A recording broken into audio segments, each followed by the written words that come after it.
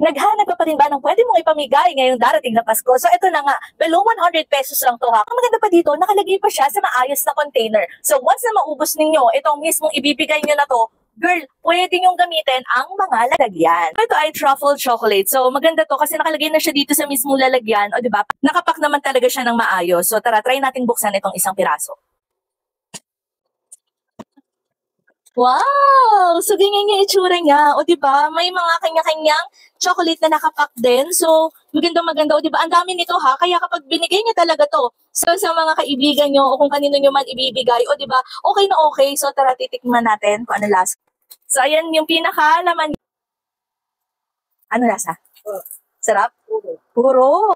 Ayan, so ito, ipapamigay natin yan sa ating mga kaibigan, truffle chocolate. So ayan, below 100 pesos lang yan, kaya i-check out nyo na. Ang daming piraso, so ayan, okay na okay to pang regalo, check out na.